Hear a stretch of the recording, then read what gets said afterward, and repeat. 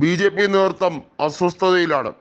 മഹാരാഷ്ട്രയിലെ 48 സീറ്റുകളിൽ വലിയ നഷ്ടം പലയിടത്തും ഉണ്ടായത് എങ്ങനെയെന്നുള്ളത് പരിശോധിക്കും എന്ന് BJP പറയുമ്പോഴും BJPയുടെ സഖ്യകക്ഷികളായി നിൽക്കാൻ അവിടെ കൃത്യമായും അജിത് പവാറിനും അതുപോലെ തന്നെ ഷിൻഡേക്കും കഴിയുമോ എന്നുള്ളത് കാത്തിരുന്ന് കാണണം. ഷിൻഡേക്ക് കഴിഞ്ഞാലും അജിത് പവാറിന് കഴിയില്ല എന്നുള്ളത് വളരെ വ്യക്തമായി കഴിഞ്ഞിരിക്കുന്നു.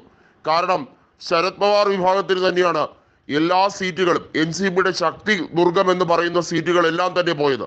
ബാരാമതിയിൽ സുപ്രിയ സുലെ ശരത് പവാറിന്റെ പാർട്ടിയെ മരത്തിയടിച്ചത് ഉൾപ്പെടെയുള്ള കാര്യങ്ങൾ അവിടെ ഇന്ത്യ മുന്നണിക്ക് അഭിമാനാർഹമായിട്ടുള്ള ഒരു കാര്യം തന്നെയാണ്. വരാനിരിക്കുന്ന നിയമസഭാ തെരഞ്ഞെടുപ്പിൽ തീർച്ചയായും ഉദ്ധവ് താക്കറെക്ക് കരുത്ത് പകരുന്ന ഒരു തെരഞ്ഞെടുപ്പ് വിധിയാണ് മഹാരാഷ്ട്രയിൽ ഉണ്ടായത്. കോൺഗ്രസിന് 12 സീറ്റുകൾ ലഭിച്ചു എന്നത് BJPയെ അസ്വസ്ഥരാക്കുന്നുണ്ട്.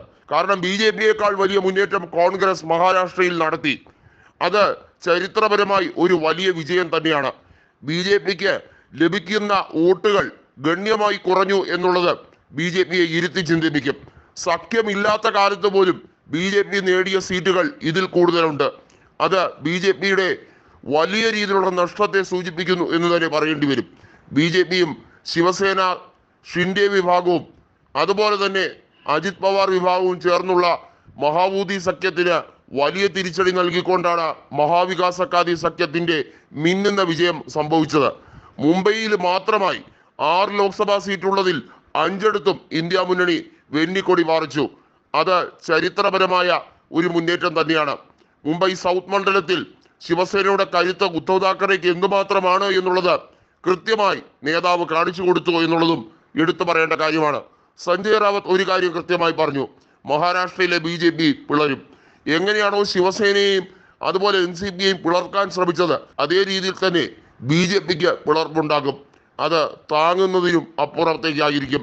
തന്നെ നോട്ടമിട്ടുകൊണ്ട് കേന്ദ്ര അന്വേഷണ ഏജൻസികളെ ഉപയോഗിച്ച് ടാർഗറ്റ് ചെയ്യുന്ന BJPക്ക് സ്വന്തം കോട്ടകളെ കാത്തു സംരക്ഷിക്കാൻ കഴിഞ്ഞില്ല എന്നതാണ് സത്യം എന്ന് ഇതിനോടകം തന്നെ അദ്ദേഹം പറഞ്ഞിരിക്കുന്നു. സഞ്ജയ് റാവത്ത് തന്നെയാണ് മഹാവികാസ് അഘാടി സഖ്യത്തിന്റെ രൂപശില്പി എന്ന് വേണം പറയാൻ. സഞ്ജയ് റാവത്തിനെ നോട്ടമിട്ടിരിക്കുക തന്നെയായിരുന്നു. എന്നാൽ BJPയുടെ വലിയ കളികൾക്ക് മറുപടി കൊടുത്തുകൊണ്ടാണ് ഇന്ത്യ സഖ്യം മഹാരാഷ്ട്രയിൽ വലിയ മുന്നേറ്റം നടത്തിയത്. മഹാരാഷ്ട്രയിലെ 48 ലോക്സഭാ സീറ്റുകൾ അത്രയേറെ നിർണായകമായിരുന്നു.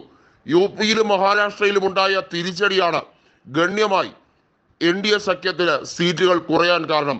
300 എന്ന മാജിക് ഫിഗറിലേക്ക് പോലും ഇന്ത്യ സഖ്യം ഒരുപക്ഷെ എത്തിച്ചേരും എന്ന് BJP ഭയന്നിരുന്നു. BJPയുടെ കോട്ട കൊത്തളങ്ങൾ തകർത്തെറിഞ്ഞുകൊണ്ടുള്ള ഇന്ത്യ സഖ്യത്തിന്റെ മുന്നേറ്റം അത് ഇനിയും തുടരും